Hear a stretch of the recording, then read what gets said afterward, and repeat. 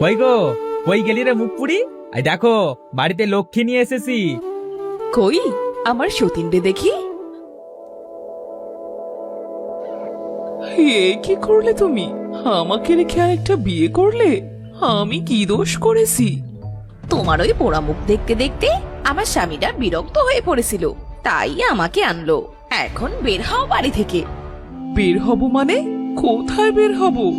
ওগো, তুমি চুপ করে আছো কেন? বুঝতে পারছো না? এখন থেকে এখানে আমি থাকবো, আর তুমি এই বাড়ি থেকে বের হও। আমাদের শান্তিতে থাকতে দিয়ে তুই দূর হয় এখান থেকে, যা। ওগো, তুমি যদি আমার সাথে এমন করো, আমি কোথায় যাব বলো? দুকুলে তুমি ছাড়া যে আমার কেউ নেই। তুই কোথায় যাবি তা আমি জানি নাকি? বাড়িতে এসে আমি যেন তোর ওই পোড়া মুখ আর না দেখি। যা দূর হও এই বাড়ি থেকে, আরে কখনো এই বাড়িতে ফিরে আসিস না।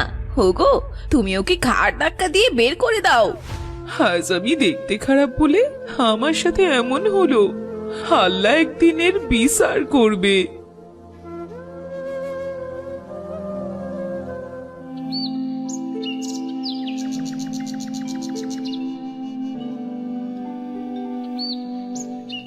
অনেক তো হাঁটলাম, আর কত হাঁটবো? অনেক তৃষ্ণা পেয়েছে, কোথাও যদি একটু পানি পেতাম।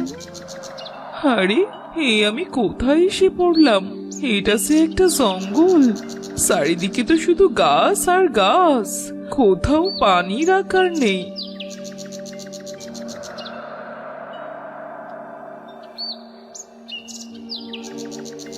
এই তো একটা পানির কূপ দেখা যাচ্ছে। যাই, একটু পানি খেয়ে আসি।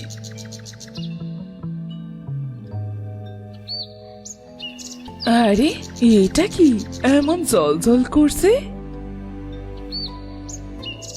এটা তো একটা আয়না, খুব সুন্দর তো। এই জঙ্গলে আয়না আসলো কি করে?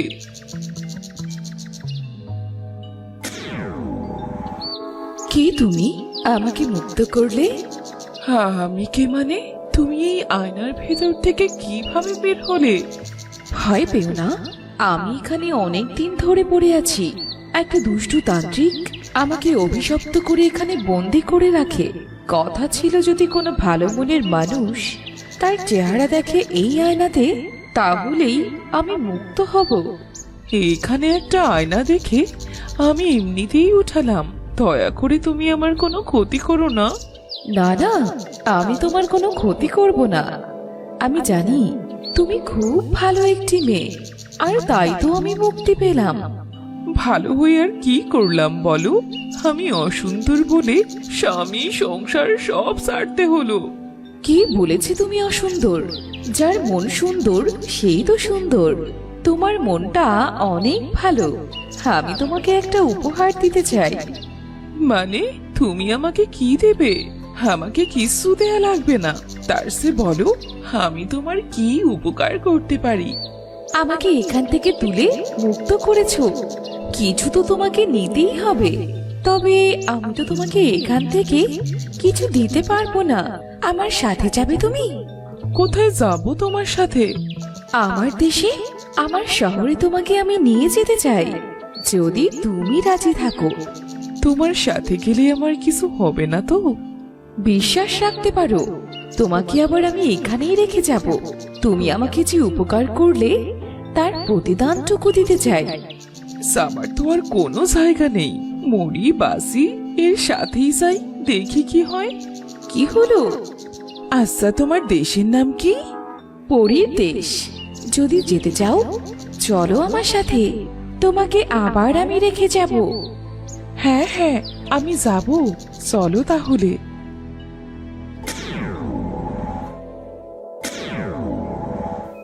এটা আমি কি দেখছি? হ্যাঁ, এত সুন্দর জায়গা। পরীর দেশ তো সুন্দর হবেই। এবার বলো, আমার কাছে কি চাও? আমার কিচ্ছু চাই না, তুমি যে এত সুন্দর একটা জায়গায় নিয়ে এসেছো এটাই অনেক। সত্যি গো, আমার মনটা একদম ভরে গেছে। তুমি না চাইলেও আমি দেব। তোমাকে কিছু একটা দেয়া যে আমার দায়িত্ব। তোমার এখান থেকে তো আমার যেতেই ইচ্ছে করছে না। তোমাকে যদি রাখা যেত আমি তোমাকে কখনো আমার কাছ থেকে যেতে দিতাম না। আমার সে যাওয়ার কোনো জায়গা নেই।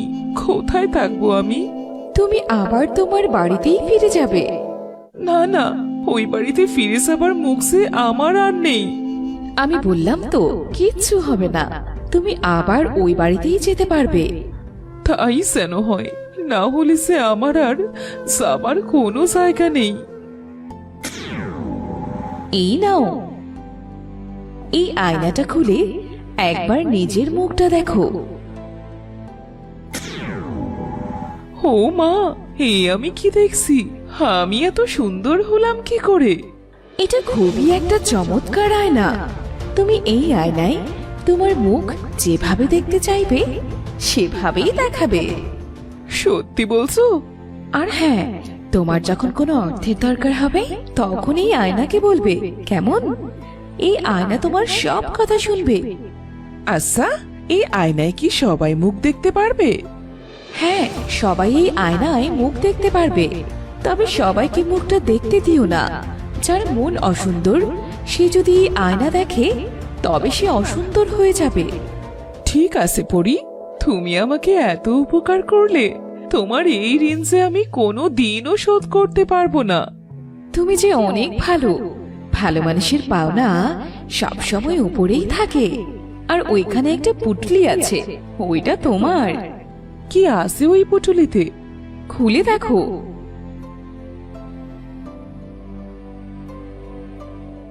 এইগুলো আমার লাগবে না বন্ধু। আরে রাখো, এগুলো তোমার কাজে লাগবে। এবার চলো, তোমাকে আমি পৌঁছে দিয়ে আসি। যাও, এবার বাড়ি ফিরে যাও। আচ্ছা বন্ধু, আমি এবার ফিরে যাচ্ছি। তোমাকে অনেক ধন্যবাদ।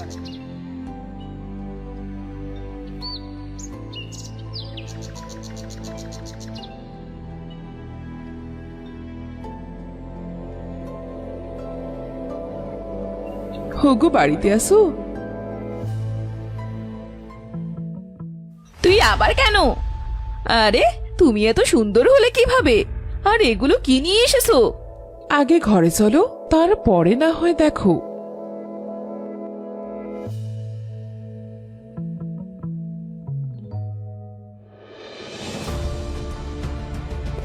কি বলছো কি রিমি?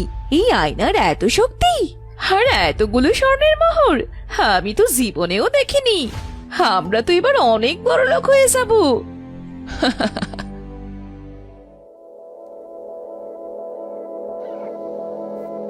রিমি, তুমি এত সুন্দর হলে কিভাবে? আর এগুলো কি? এতগুলো স্বর্ণের মোহর? তুমি আমাকে ক্ষমা করে দাও রিমি, আমি রাগের মাথায় একটা ভুল করে ফেলেছি। হয়েছে হয়েছে, তোমাদের এত প্রেম দেখাতে হবে না। বড়, তোমার আয়নাটা একটু দেবে? আমিও একটু মুখ দেখে তোমার মতো সুন্দর হতাম। না ছোট, এই আয়নায় সবার মুখ দেখা যাবে না। যদি হিতে বিপরীত হয়, তুমি যদি আরো সুন্দর হয়ে যাও।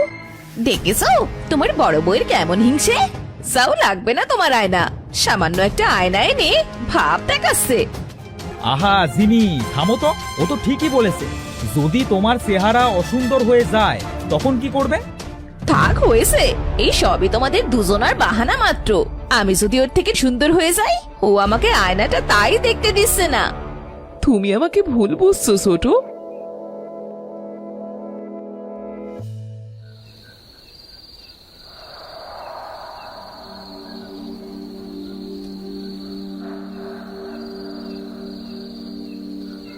দেখ এবার কেমন লাগে। সেই তো আয়নাটা আমি দেখবো, আর তোর থেকে অনেক বেশি সুন্দর হয়ে যাব। হিংসে তো দিদি না, আমি নিজেই নিলাম। ঠেকা এবার।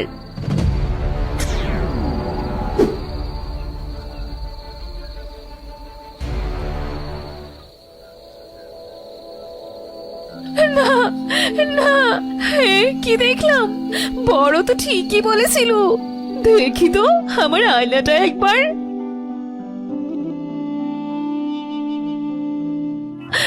আমি কি করলাম? নিজের সর্বনাশ নিজেই ডাকলাম। আমাকে সবাই মানা করা সত্ত্বেও আমি ওই অলক্ষণে আয়না দেখতে গেলাম। এ মুখ আমি মানুষকে কিভাবে দেখাবো? না, এই মুখ আমি আর কাউকে দেখাবো না।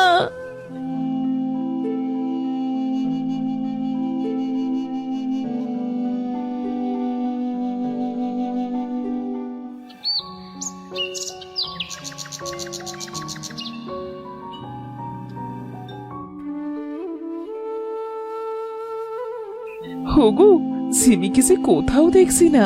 তুমি কি ওকে দেখেছো? না তো, আমি তো সেই সকাল থেকে উঠে ওকে খুঁজতেছি, তবে কোথাও তো পেলাম না।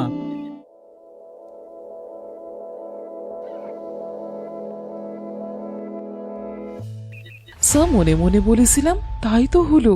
হ্যাঁ, এত সময় খেয়াল করি নাই আমার আয়নাটা যে এখানে পড়ে আছে। ঝিমি রাতের আধারে তোমার রুমে এসেছিল আয়না দেখতে, তাই ওর মুখ কুৎসিত হয়ে যায়, আর সে লজ্জায় সারা জীবনের জন্য বাড়ি ছেড়ে চলে গেছে।